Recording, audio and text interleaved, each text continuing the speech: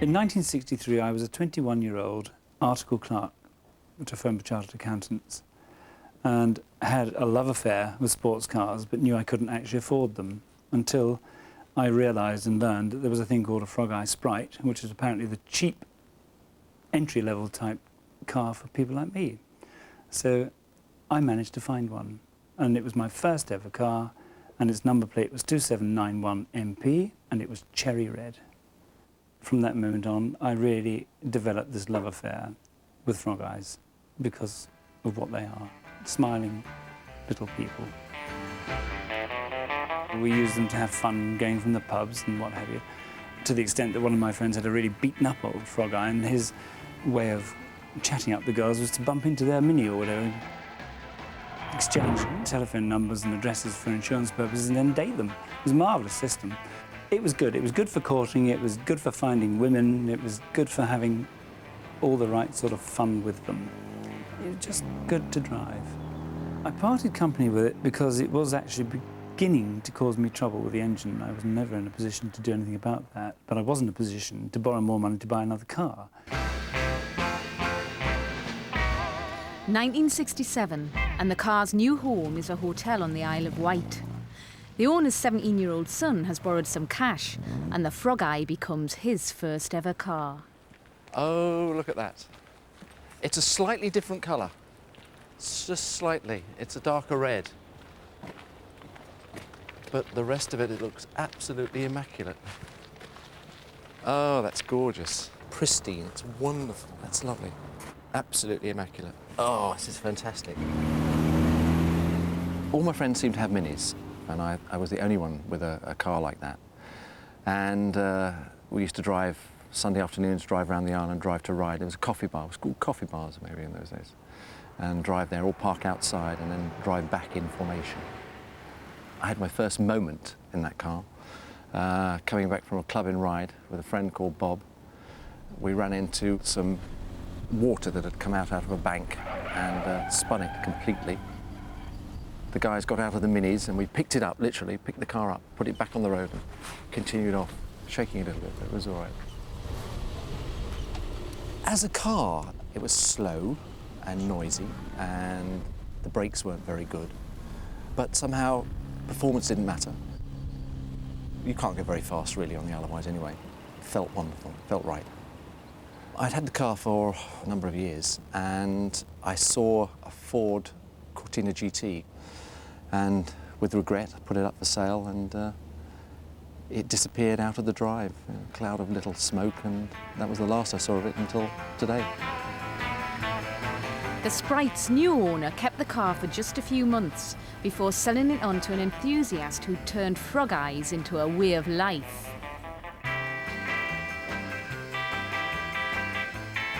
What's the appeal?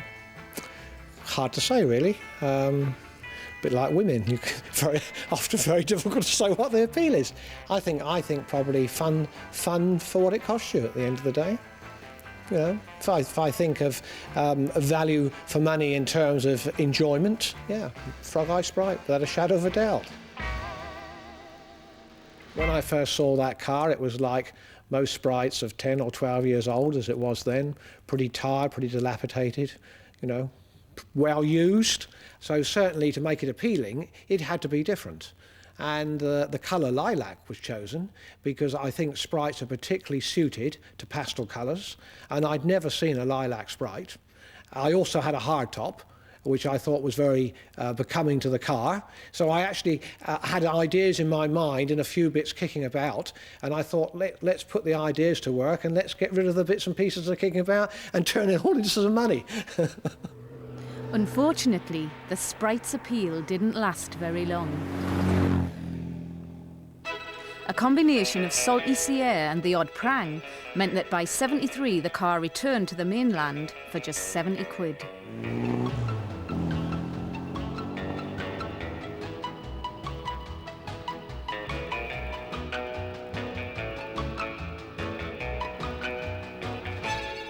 New owner Tony Straker embarks on a complete restoration of the Frog Eye and finishes off by giving the car a new lick of paint.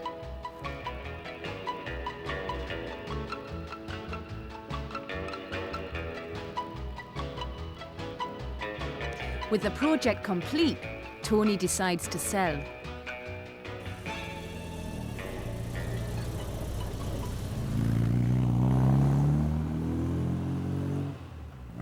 The car's been bought by a local young man and is driven with enthusiasm.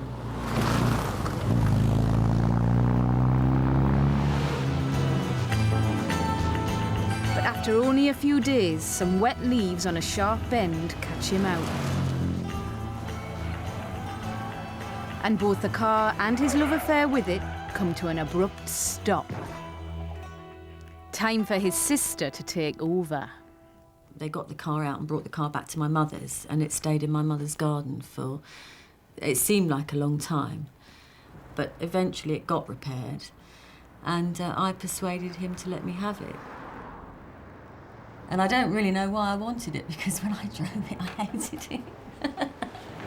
It was dreadful to drive. You go along in what you thought was a straight line, and you know, you sort of point at something, it would be going like this. It just wobbled all the time, and then every now and then the steering wheel would just come off in your hands, which was a bit terrifying. People did used to look at it, and well, it's just nice. People always come up and just kind of look at your car and where did you get it and all this kind of thing. It's so red. I was 8 months pregnant, I think, when I sold it, and I did drive it when I was pregnant, which probably wasn't a very good idea. I think in the end I just couldn't get in the car anymore. Over the next 18 years, the Sprite covered thousands of miles in the care of 5 further owners, and even changed colour yet again. In the mid-90s, it was stored and left to rot. Salvation, however, was at hand. Having been enthusiastic about Sprites for something approaching 35 years, I decided I was going to trace my original car. I phoned up the DVLA and with their help found the owner. When I eventually saw the car again, it was coloured yellow, and I had great misgivings as to whether I could really equate to this car. And I wandered around the car and struggled to try and find a bit of red, and eventually I tore up the carpet surrounding the gearbox to discover a little bit of red. The number plate was intact. That proved to me that it was the car, but I needed to see some colour, and I found it. Just a bit, but it was enough to say, yes, I've got it back. It was in a very poor state, and it was going to be total restoration needed to bring this car back to life. As you can see, it's now resplendent as it was when I had it first. It has the same cheeky face it always had, and it's back and ready to go for another 40 years. It does bring back memories, especially one very romantic memory, when the bonnet came to good use when the grass was wet. But the future of the car. Well, I don't sell cars. Since I first sold this one, I have 2 other Frog Eyes and they'll never go. I've had them for 27 years and I intend to keep this one until my dying day, really. Won't be sold.